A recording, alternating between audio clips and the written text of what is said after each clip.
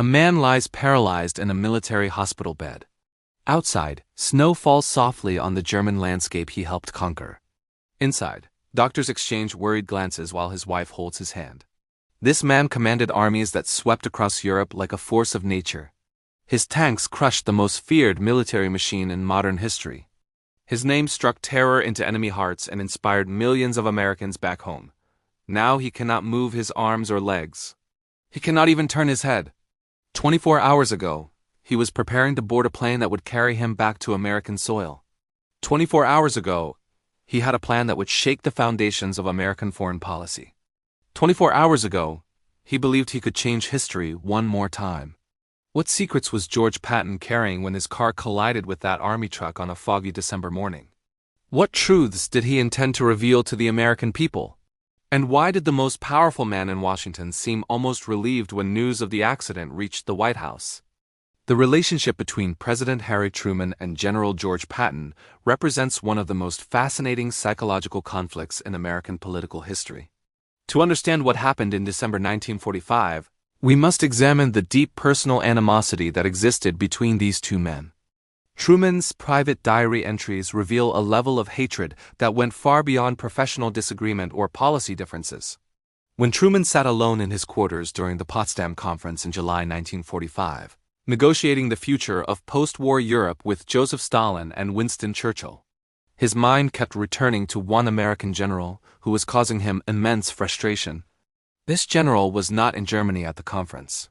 He was in the newspapers, in newsreels, in the conversations of ordinary Americans who saw him as the authentic hero of the war. Truman wrote that he had to use every ounce of political capital he possessed, simply to restrain himself from telling Patton exactly what he thought of him. The language Truman used was remarkable for a president describing a subordinate. He placed Patton in the same category as George Custer and Douglas MacArthur, men whom Truman considered glory seekers who cared nothing for the soldiers under their command. Reading these diary entries, one can almost see the pen pressing hard against the paper, almost feel the intensity of emotion flowing through Truman's hand. This was not a commander-in-chief offering a balanced assessment of a subordinate officer's strengths and weaknesses. This was raw, unfiltered rage pouring onto the page.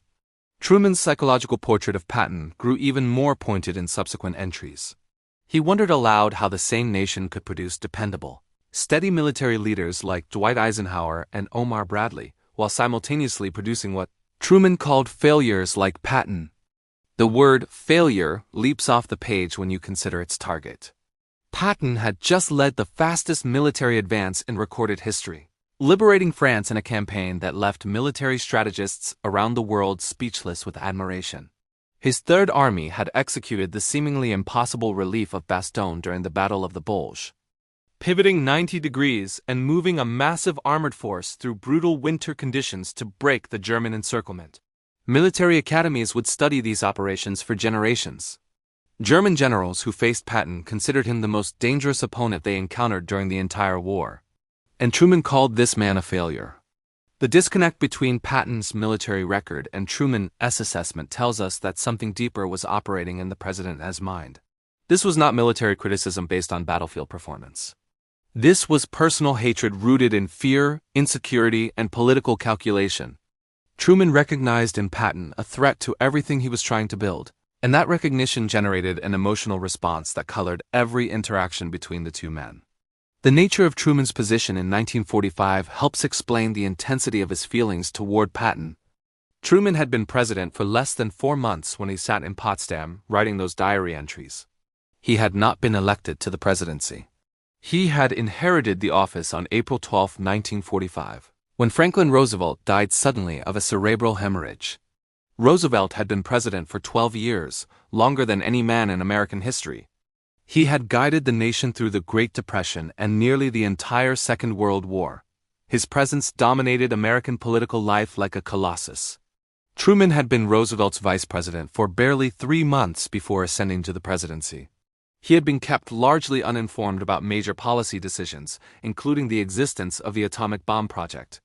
When Roosevelt died, Truman found himself thrust onto the world stage without preparation, without a mandate from the American people, and without the political infrastructure that would have supported a president who had actually won the office through election.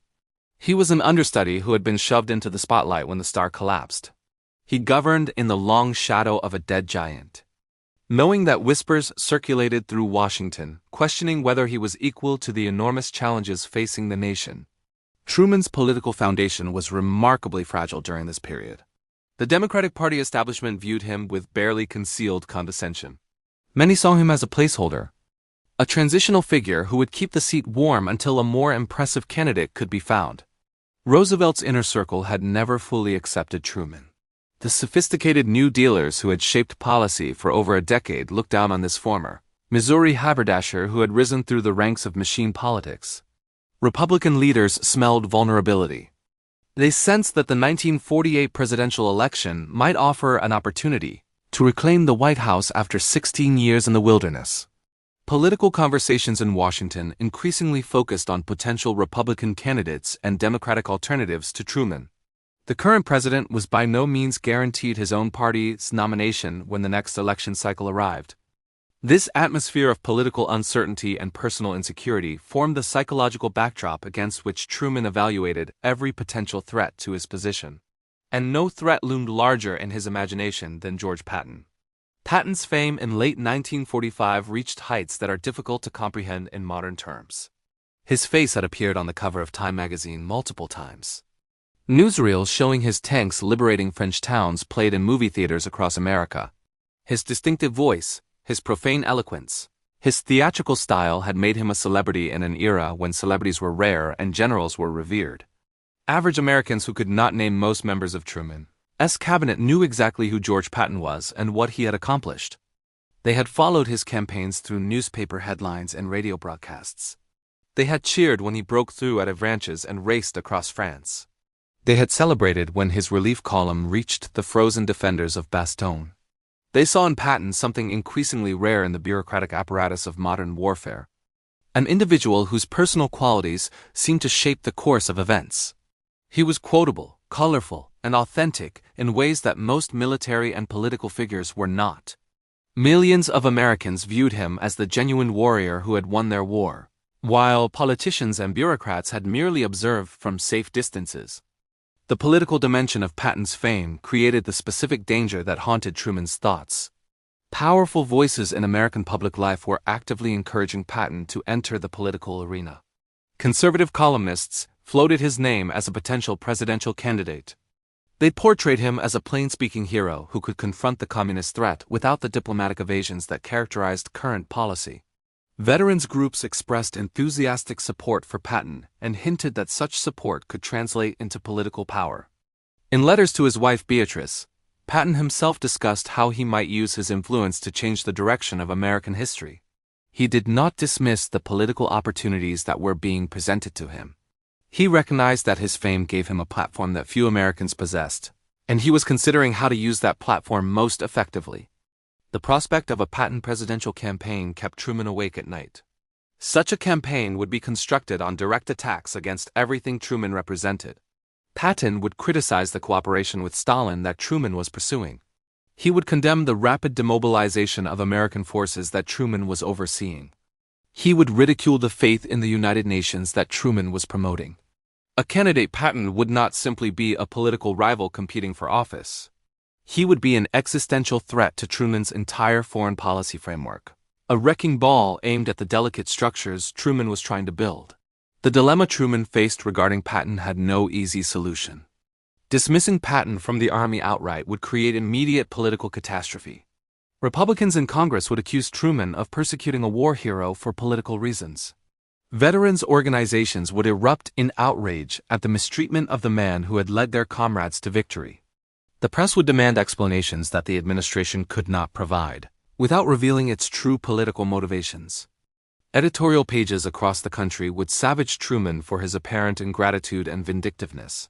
The political cost of firing Patton would be enormous, potentially fatal to Truman's already precarious standing.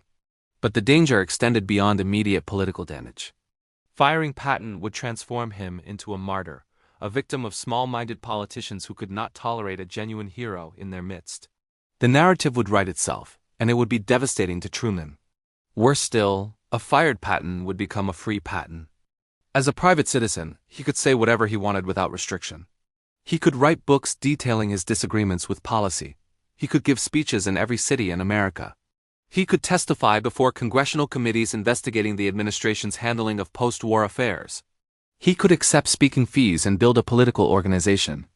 He could declare his candidacy for president. As long as Patton wore the uniform of a United States Army general, he remained subject to military orders.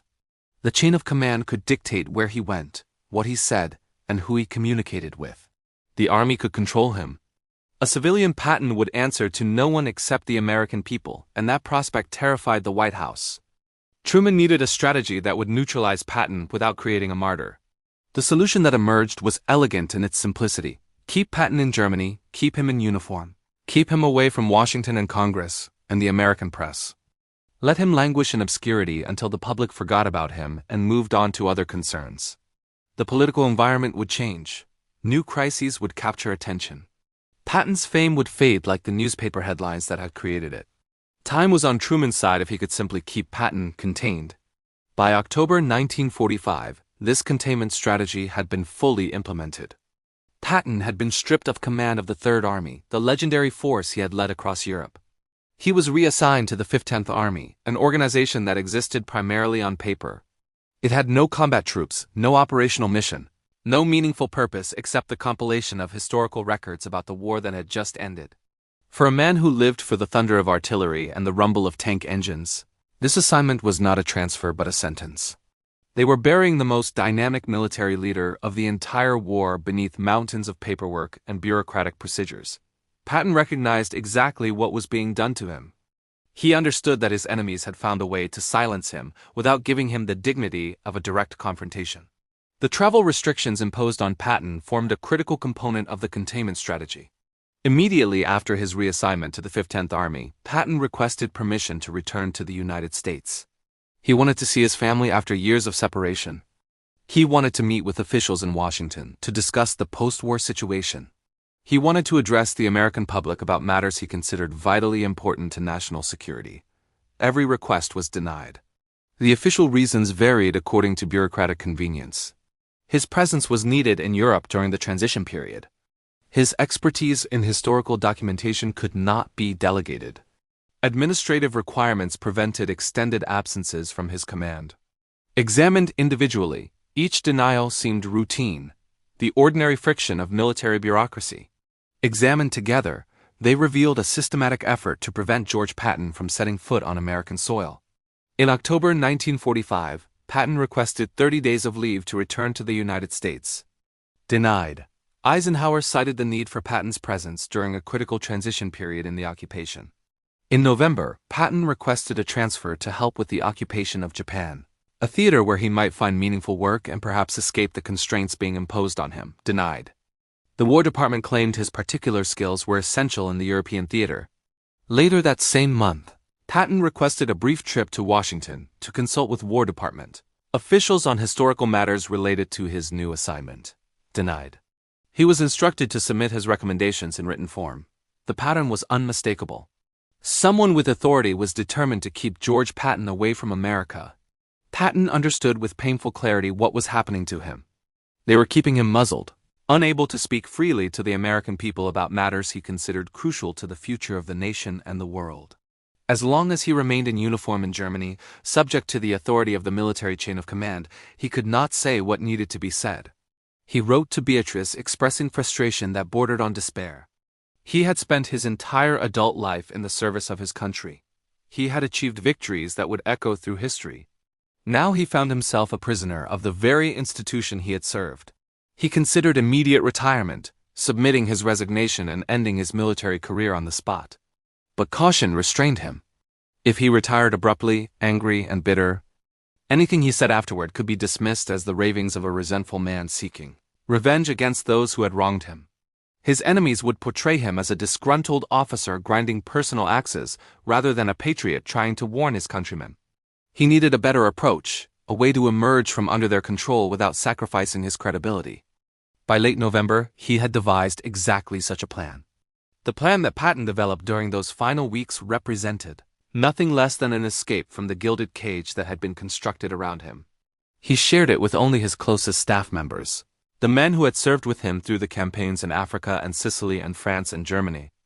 These conversations were held in whispered tones, with full awareness of their explosive implications.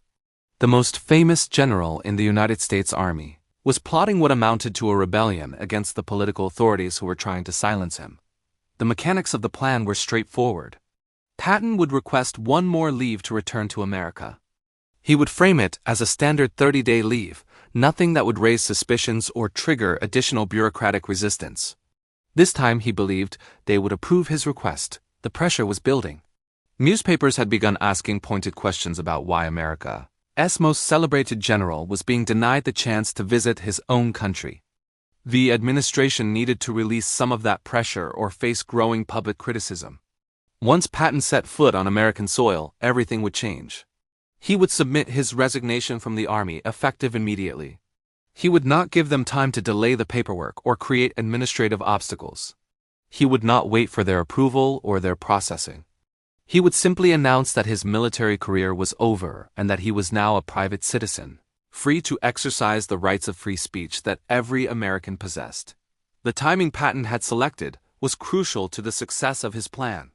If he submitted his resignation while still in Germany, the War Department could delay processing for weeks or even months. They could claim administrative complications, staffing shortages, the need for proper review of his records. They could keep him technically in uniform and subject to military discipline indefinitely. But if he resigned after arriving in America, the dynamics would shift entirely. He would be physically present in the country, visible to the American public and the press. Any attempt to keep him in uniform against his will would become a public spectacle. The machinery of military bureaucracy would be exposed as the political instrument it had become. Within days of submitting his resignation on American soil, he would be free to travel wherever he wished. Free to speak to whoever would listen. Free to tell the American people exactly what was happening in Eastern Europe and what the consequences would be for the world. Patton intended to spend January 1946 organizing what he called a national speaking tour. He would visit major cities across the country. He would address veterans groups who already viewed him as their champion. He would testify before congressional committees if they invited him, and he had reason to believe invitations would be forthcoming from Republican members, eager to embarrass the administration. He had already begun drafting the speeches he would deliver. Among Patton's personal papers, researchers later discovered draft materials for what he privately called his Truth Tour. The content of these prepared speeches reveals just how explosive his public campaign would have been.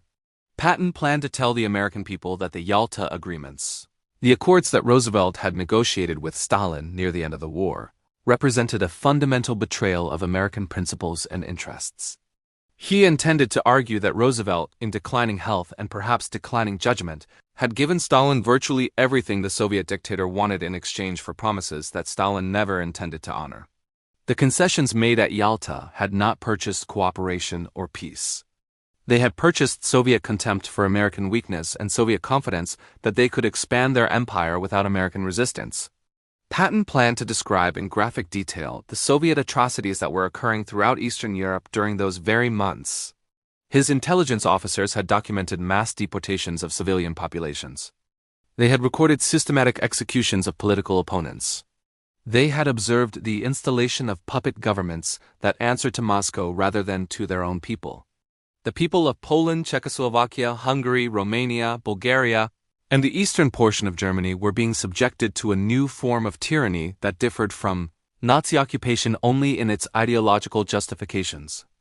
Patton believed that Americans had no idea what was happening in these countries because the administration was deliberately concealing the truth from them. The policy implications of Patton's speeches would have been devastating to the Truman administration. Patton intended to argue that the United States had won the war against Nazi Germany, only to hand half of Europe to an enemy every bit as dangerous and perhaps more so. American soldiers had died to liberate France from occupation, while American diplomats permitted Stalin to enslave Poland and impose Soviet dominion over ancient nations that had never asked to become part of any Russian empire. The sacrifice of American blood had been partially wasted, because the politicians had given away at the conference table what the soldiers had won on the battlefield. Patton's proposed solutions were equally dramatic. He called for immediate confrontation with the Soviets, while American forces in Europe were still strong. He wanted to push Soviet forces out of Eastern Europe before they had time to consolidate their control and make their occupation permanent. He advocated arming the resistance movements that were already fighting against communist imposition in several occupied countries. He wanted America to use the enormous military advantage it possessed in late 1945, including its monopoly on atomic weapons, to force Soviet withdrawal from territories they had no legitimate right to occupy. This was not merely criticism of certain diplomatic decisions. This was a wholesale assault on the fundamental premises of American foreign policy as Truman was attempting to conduct it. The consequences of a successful Patton speaking tour would have been catastrophic for the Truman administration. The American public in late 1945 was not yet accustomed to viewing the Soviet Union as an enemy. The wartime alliance was still fresh in memory. Stalin was still portrayed in much American media as a rough but reliable partner who had helped defeat Hitler. The United Nations, which depended on Soviet participation to function as intended, was being presented as the foundation of a new world order that would prevent future wars. Truman's entire approach to post-war international relations rested on the assumption that continued cooperation with the Soviet Union was both possible and desirable. A sustained public campaign by America's most famous war hero, presenting evidence of Soviet atrocities and arguing for military confrontation rather than diplomatic accommodation, would have shattered this framework. Public opinion would have turned against cooperation overnight. Congressional support for Truman's policies would have evaporated. The United Nations would have been exposed as a fiction before it could establish itself. Everything Truman was trying to build internationally would have come under direct assault from a voice that millions of Americans trusted more than they trusted their own government. The political survival of the Truman administration might have been at stake. The president simply could not afford to let Patton reach an American audience with these messages.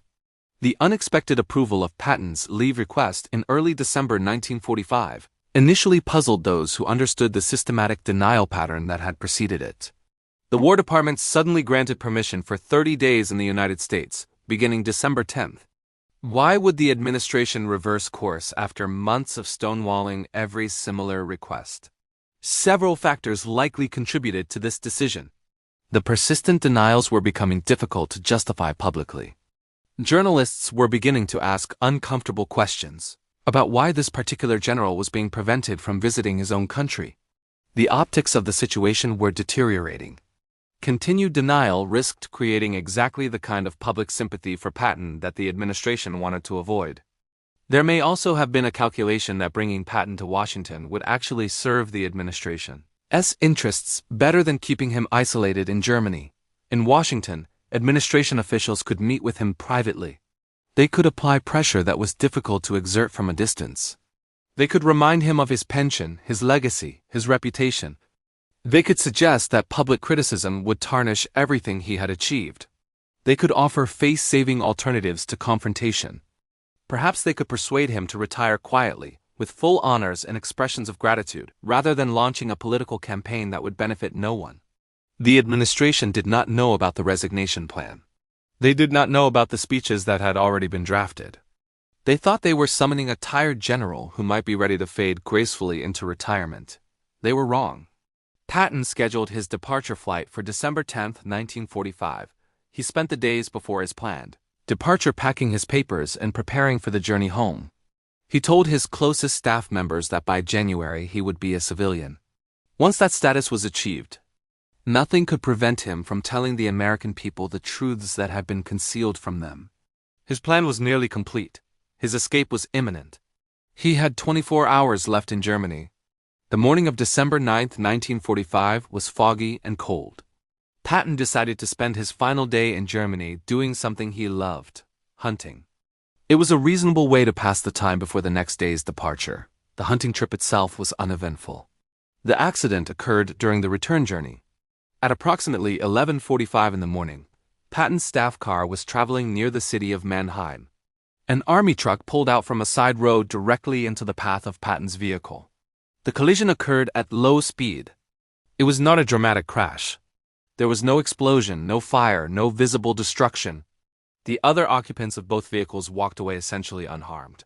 The drivers sustained no serious injuries. Even Patton's chief of staff, who had been sitting beside him in the back seat, suffered only minor bruises. But Patton himself was thrown forward in a way that caused his head to strike some part of the car's interior. The impact broke his neck. He was paralyzed from the shoulders down, unable to move his arms or legs, barely able to breathe without assistance. The irony of what had happened was almost unbearable. Here was a man who had faced German tanks at point-blank range. He had commanded operations under artillery bombardment. He had flown an aircraft through enemy airspace. He had survived countless situations where death seemed certain. And he was struck down by a minor traffic accident on a quiet Sunday morning, 24 hours before his flight to freedom. There were no enemy forces involved. There was no combat whatsoever. Just a foggy road, a truck that should not have been there, and a collision that achieved what the entire German military machine had failed to accomplish across 3 years of war.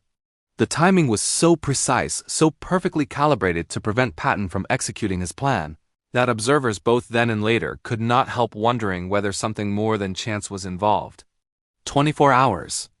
If the accident had happened a day later, Patton would have been in the air over the Atlantic. If it had happened a week earlier, he might have recovered in time to make his scheduled departure. Instead, it happened at exactly the moment that would prevent his escape while leaving him alive and suffering in a hospital bed, unable to move, unable to speak freely, unable to do anything except contemplate what might have been.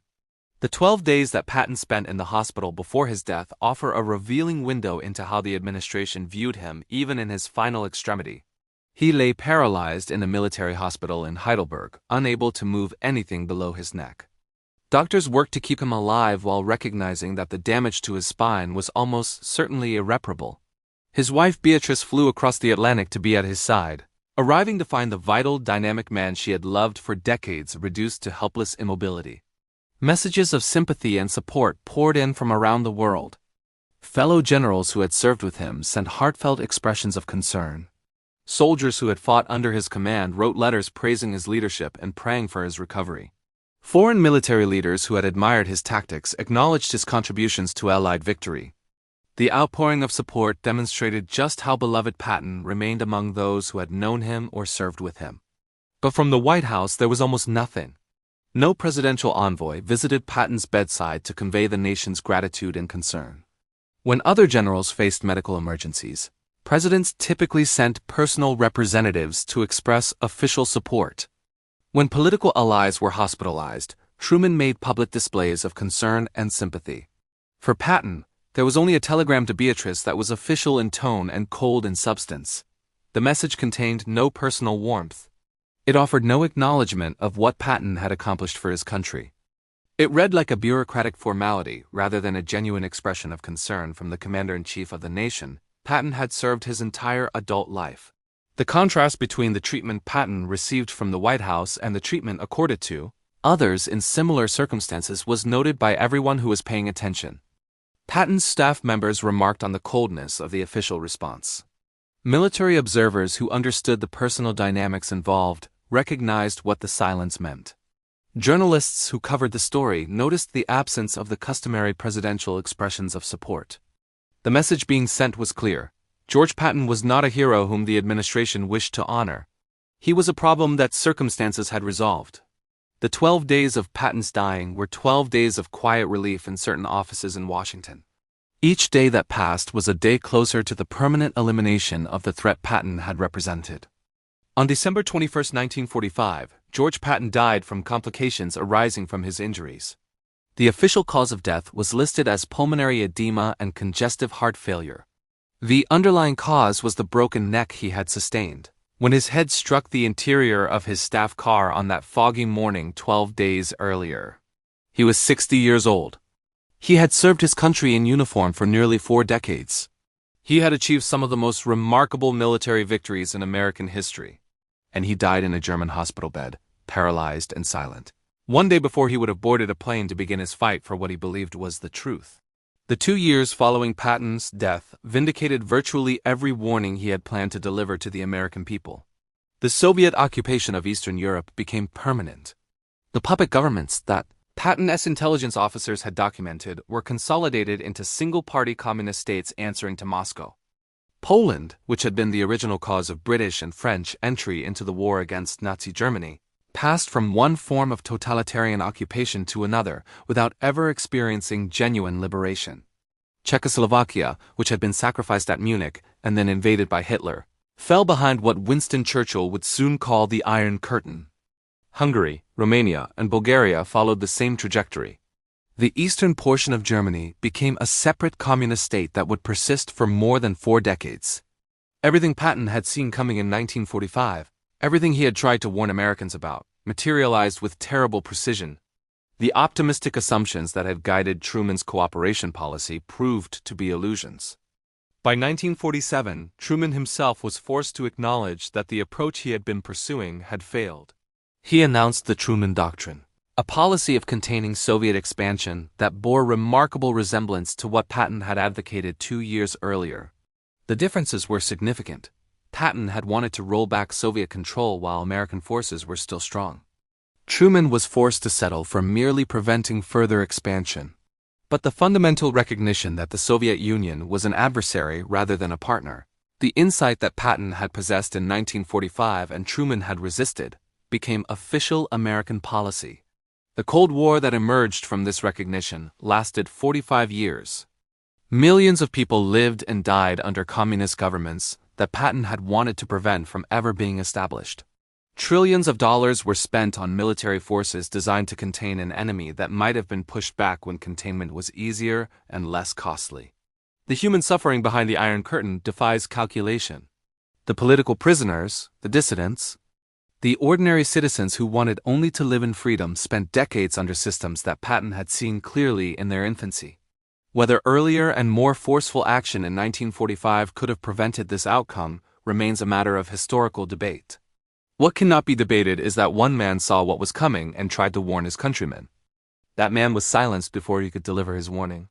George Patton lies buried in Luxembourg, in the American Cemetery and Memorial at Ham, surrounded by the graves of soldiers who served under his command.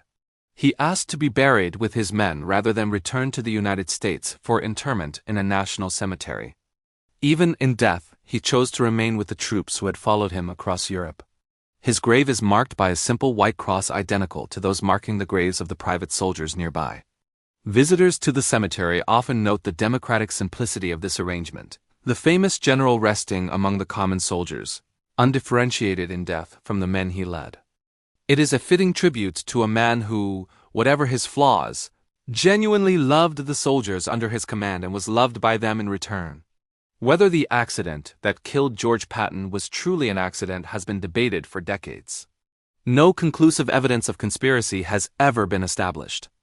The truck driver gave explanations for his actions that, while not entirely satisfactory, were not impossible. The collision itself was not inherently suspicious. Traffic accidents involving military vehicles were common in occupied Germany during that period. The investigation conducted at the time was cursory by later standards, but not necessarily inadequate by the standards of 1945. Those who believe the accident was genuinely accidental point to the absence of hard evidence suggesting otherwise. They note that conspiracy theories require us to believe in coordination and secrecy that would have been extremely difficult to maintain. They observe that powerful people sometimes do die in random accidents, and the timing, however suspicious it may appear, could simply be coincidence. Those who suspect darker explanations point to the remarkable precision of the timing, the convenient resolution of a problem that was causing genuine concern in the highest levels of government, and the lack of thorough investigation when a thorough investigation would have been warranted by the prominence of the victim. They note that Patton himself, in the months before his death, had expressed concern about the possibility that someone might try to kill him. They observe that the people who had the most to gain from Patton's silence were the same people who had been systematically trying to prevent him from speaking. The question of whether Patton was assassinated may never be definitively answered. What can be stated with certainty is that Harry Truman got exactly what he needed. The problem that had been keeping him awake at night had solved itself. The speeches that would have challenged his foreign policy were never delivered. The rallies that would have turned public opinion against him were never held. The political storm that was about to break over Washington simply dissipated like morning fog. The general who had seen the future was buried in foreign soil, surrounded by his soldiers, silenced forever. The diary entries where Truman expressed his hatred for Patton would not be published until decades later. The plans Patton had made for his truth tour would remain obscure historical footnotes. The containment strategy that had been carefully constructed to keep Patton silent succeeded beyond anything its architects could have hoped.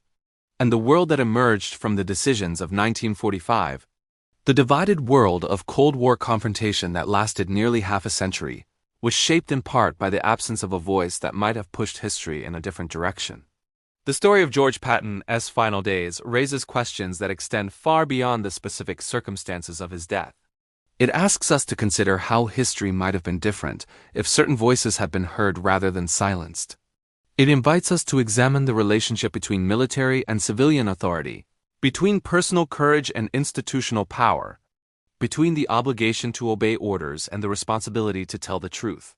Patton was not a perfect man. His flaws were numerous and well documented. His temper was legendary. His political judgment was often questionable. His understanding of complex diplomatic situations was sometimes superficial. But on the fundamental question of Soviet intentions and the nature of the threat that communist expansion posed to the free world, he was right. He was right when the official policy of the United States government was wrong. He saw clearly what others refused to see. And he was prepared to sacrifice his career, his reputation, and his comfort to share that vision with the American people. Whether that sacrifice would have changed the course of history is impossible to know. What we do know is that he never got the chance to find out. The fog on that December morning, the truck that should not have been there, the collision that broke his neck and ended his voice forever, these random seeming events shaped the world we inherited. If you have found this exploration of hidden history valuable, if these questions about what might have been resonate with you, consider subscribing to this channel. There are more stories like this waiting to be told. More moments where the course of history turned on circumstances that most people never learn about. The past is not simply a sequence of inevitable events. It is a landscape of possibilities, some realized and others foreclosed. Understanding those possibilities helps us understand our own time and the choices that lie before us. Subscribe now and join us as we continue to explore the secrets that shaped the world.